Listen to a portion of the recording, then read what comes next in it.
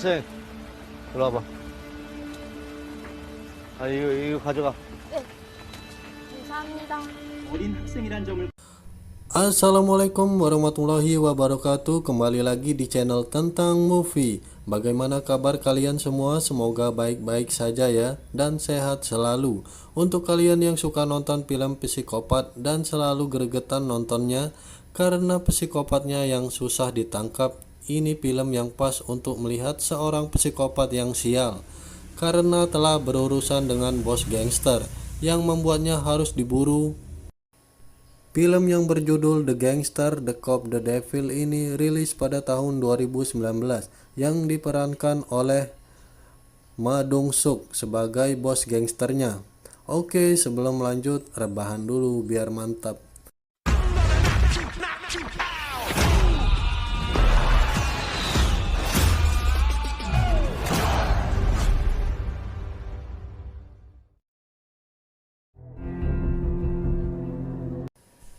Cerita diawali dengan diperlihatkannya sebuah tabrakan dua mobil di jalanan yang sepi.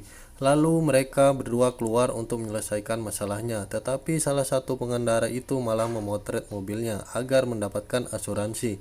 Ketika ia lengah, orang yang menabraknya itu langsung menikamnya dari belakang dan membunuhnya di dalam mobil dengan ditusuk berkali-kali. Dan itulah psikopat yang bernama Kang Kyung.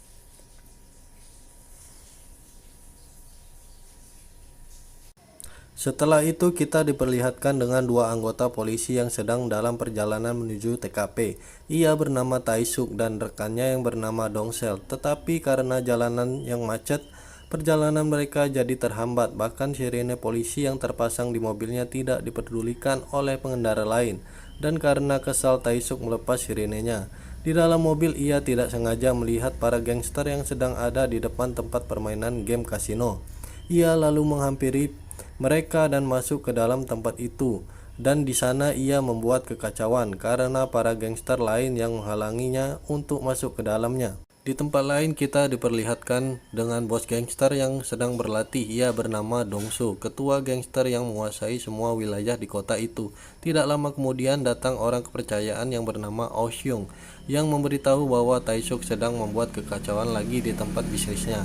Mendengar hal itu, ia langsung menghentikan latihannya, yang ternyata samsak tinjunya itu ada orang di dalamnya.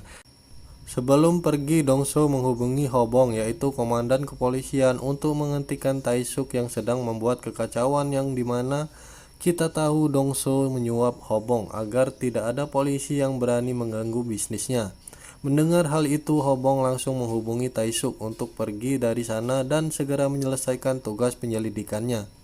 Singkat cerita, sampailah Tae-suk di TKP yang diantar oleh anak buah Dong-soo. Dalam penyelidikannya itu, ia melihat sebuah goresan di belakang mobil. Lalu ia memanggil rekan timnya yang bernama Sojin dan memperlihatkan goresan mobil itu. Melihat hal itu, mereka berdua menyimpulkan bahwa kasus ini adalah pembunuhan yang sama persis dengan kejadian sebelumnya.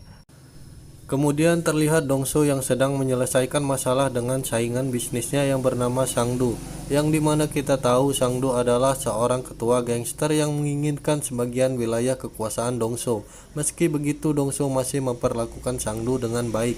Oh Hyung yang tidak terima diperlakukan seperti itu langsung memarahi Sang-do, namun orang kepercayaan Sang-do yang bernama Mon-sik juga ikut ngebacot dan hampir baku hantam dengannya. Melihat hal itu, Dong-soo langsung menghajar Oh Hyung lalu mencabut gigi Mon-sik dan memasukkannya ke dalam gelas Sang-do dan membuatnya langsung kena mental. Kemudian Dong-soo langsung menyuruh Sang-do untuk meminum airnya itu. Setelah itu Dong-soo mengajak Sang-do untuk berdamai dan tidak lagi saling mengganggu atas wilayah kekuasaannya masing-masing. Di tempat lain kita diperlihatkan dengan para polisi yang sedang rapat untuk menyelidiki kasus pembunuhan tadi. Yang ternyata hasil rapatnya itu Hobong menyimpulkan bahwa kematian itu motif dari perampokan. Namun Tae-suk langsung membantahnya, lalu ia memberikan bukti yang telah ia dapatkan dan menyimpulkan bahwa itu sebuah pembunuhan berantai. Karena sebelum melakukan aksinya, psikopat itu selalu menabrakkan mobilnya dan membunuhnya dengan pisau yang sama, seperti kasus-kasus sebelumnya. Tetapi pendapatnya itu selalu ditolak oleh Hobong yang membuat Tae-suk memilih untuk menyelidiki kasusnya sendiri. Kemudian terlihat Dongso yang akan pulang usai meetingnya selesai. Di tengah perjalanan tiba-tiba mobilnya ditabrak dari belakang. Melihat hal itu ia lalu turun dari mobilnya tanpa ia ketahui. Ternyata orang yang menabraknya itu adalah Kang Kyung, psikopat yang ingin membunuhnya. Tetapi di sini Dongso tidak memperpanjang masalahnya dan menyuruhnya untuk pergi. Namun saat Dongso hendak masuk ke dalam mobil, tiba-tiba Kang Kyung menikamnya dari belakang. Tetapi Dongso mampu bertahan dan terjadi perkelahian dengannya.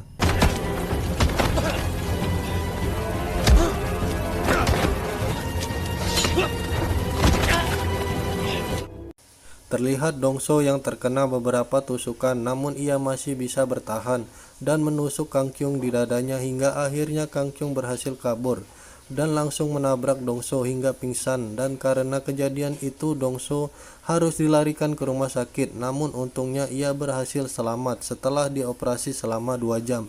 Bersamaan dengan itu semua anak buah Dongso menyerang markas geng Sangdu karena mereka mencurigai Sangdu adalah otak dari penusukan bosnya itu.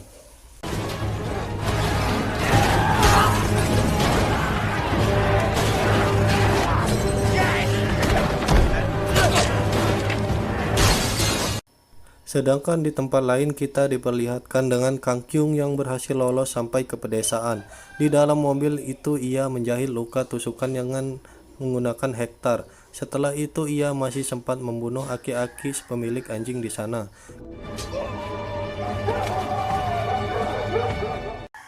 Keesokan harinya Dongso yang telah sadar lalu memanggil Oh Hyung tangan kanannya dan dia memberitahu tentang penusukan itu bukan ulah Sangdu. Tidak lama setelah itu Taesuk datang untuk menjenguknya, tetapi di sana ia malah mengolok Dongso yang hampir dibunuh seorang psikopat. Dan ternyata kejadian itu berpengaruh besar terhadap kekuasaannya karena para gangster lainnya yang mulai berani merebut kekuasaannya. Setelah itu Taesuk pergi dari sana dan mulai menyelidiki mobil Dongso dan ia melihat goresan di belakang mobilnya yang sama persis dengan kejadian pembunuhan sebelumnya. Kemudian ia melaporkan kepada atasan Hobong yang kini pendapatnya mulai diterima setelah mengetahui psikopat itu hampir membunuh Dongso. Lalu mereka berdua menyimpulkan bahwa ini adalah pembunuhan acak karena tidak melihat siapa korbannya, malah berani mencoba membunuh bos gangster. Dan di saat dirinya sedang berada di rumah sakit, ternyata secara diam-diam Sangdu sudah mengambil sebagian wilayah kekuasaannya dan mengambil para investor. Tapi di sini Dongsu terlihat tenang namun dalam hatinya sangat dengki. Ketika malam hari kita diperlihatkan dengan Kang Kyung yang akan membunuh pengemudi truk yang sedang menelpon di jalan. Lalu ia membunuhnya dan membawa mobil truk itu.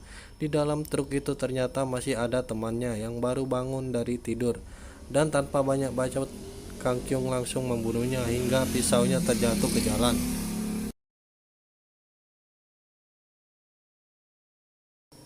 Kemudian terlihat Dongso yang menyewa pelukis sketsa wajah. Setelah sketsa itu selesai, ia mulai menggerakkan semua anak buahnya untuk mencari orang yang menikamnya itu.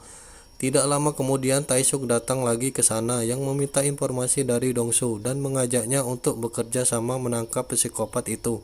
Tetapi tawarannya ditolak karena Dongso yang menginginkan orang itu mati di tangannya. Malam hari Oh Hyung memberikan pisau Kang Kyung yang ditemukan di jalan dan ia juga membawa mobilnya dan dibawa ke markas besar untuk diselidiki. Mendengar hal itu Dongso menghubungi Taesuk untuk bertemu di markasnya. Di sana mereka berdua kini sepakat untuk bekerja sama dan menangkap si pembunuh berantai itu. Dia juga akan mengirimkan anak buahnya untuk membantu penyelidikan agar bisa lebih mudah. Kini Taesuk juga mendapat titik terang wajah Kaikung setelah diberi sketsa wajah. 깡패가 형사랑 악마를 잡는다. 씨발 재밌네. Namun sebelum mulai penyelidikan itu Dongso menyuruh Oh Hyung untuk membunuh Sangdu terlebih dahulu karena telah mengambil wilayah dan investornya. Dan rencananya itu berjalan dengan lancar dan berhasil membunuh Sangdu dengan menancapkan pisau milik Kang Kyung di tubuhnya. Keesokan harinya kita diperlihatkan dengan Taesuk yang datang dan langsung menghajar Dongso, yang ternyata Taesuk sudah mengetahui rencana Dongso untuk membunuh Sangdu. Tetapi karena Dongso yang jago bela diri, ia mampu menahannya dengan mudah.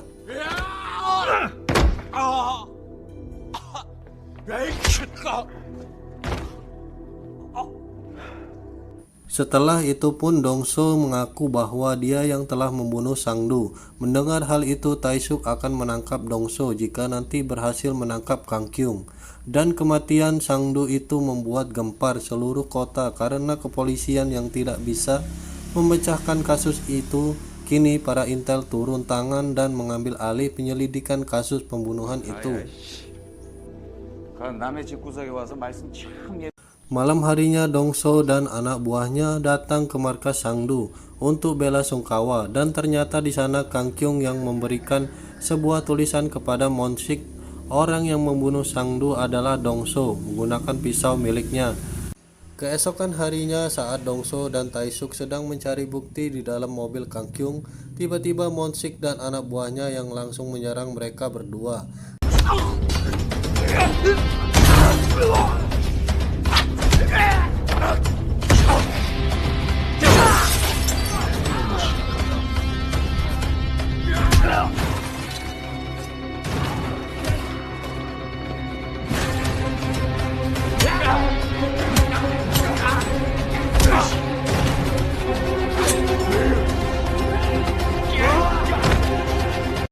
Hingga akhirnya mereka berdua berhasil mengalahkan mereka dan membunuh Monsik dan dikubur di sana oleh Dongso. Setelah mendapatkan sidik jari Kang Kyung di mobilnya, lalu Taisuk dan timnya mendatangi rumah istri sopir truk yang telah dibunuh Kang Kyung untuk dijadikan umpan agar bisa menangkapnya, yang dimana dia mengajak Kang Kyung untuk bertemu di tempat makan. Tetapi rencananya itu tidak berjalan dengan mulus karena seorang psikopat itu lebih pintar dan telah mengetahui rencana mereka, dan di sini terjadi aksi kejar-kejaran.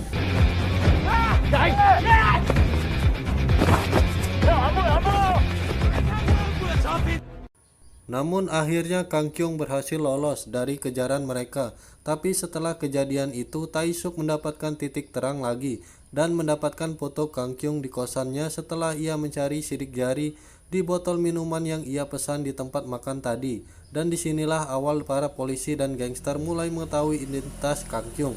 Di markas besar, Dongso mengumpulkan semua anak buahnya untuk mencari Kang Kyung hingga ke pelosok di kota itu.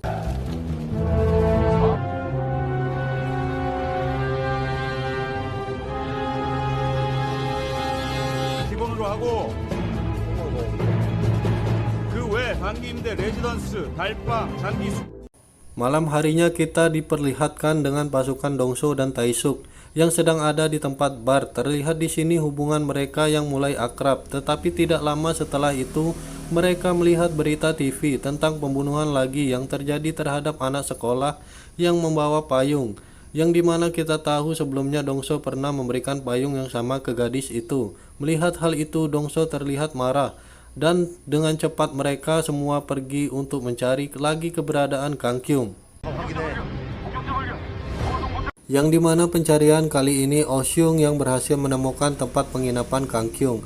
Tapi saat masuk ke sana mereka tidak menemukannya karena telah pergi. Mengetahui hal itu, mereka berencana untuk menunggu dan mengepung Kang Kyung.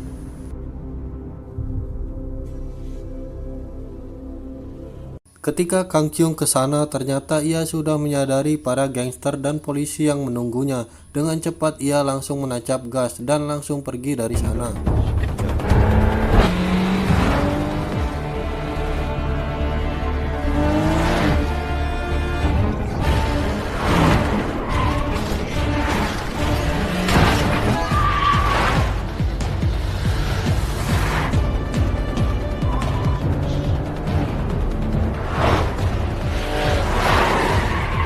Hingga akhirnya mobil mereka tabrakan dan Kang Kyung yang berhasil kabur lagi. Lalu mereka bertiga mengejar Kang Kyung dengan berpencar.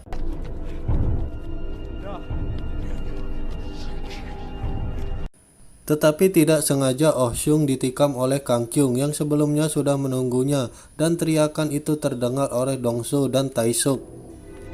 오성아 이 새끼야! 야, 너 정신 차려봐 이 새끼야! Dengan cepat Dongso mengejar lagi Kang Kyung yang berlari masuk ke dalam klub malam.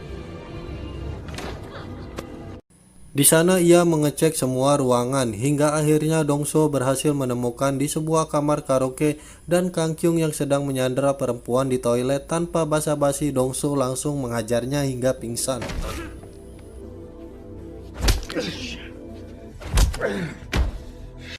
Setelah itu ia menyeretnya ke sebuah gudang untuk disiksa. 재밌네.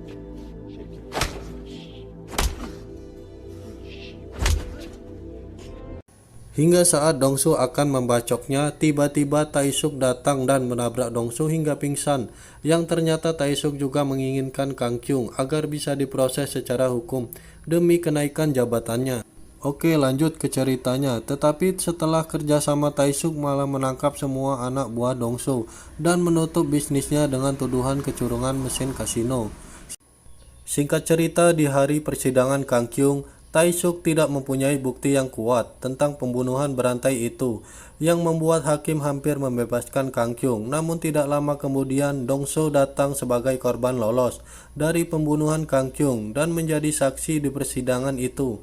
Lalu ia melepaskan pakaiannya dan memperlihatkan luka tusukan di tubuhnya, dan dia juga menyuruh Kang Kyung untuk memperlihatkan luka tusukan di dada kirinya yang sebelumnya Dongso telah tusuk. Dan karena buktinya yang sudah cukup kuat, hakim pun memutuskan bahwa Kang Kyung dijerat hukuman mati.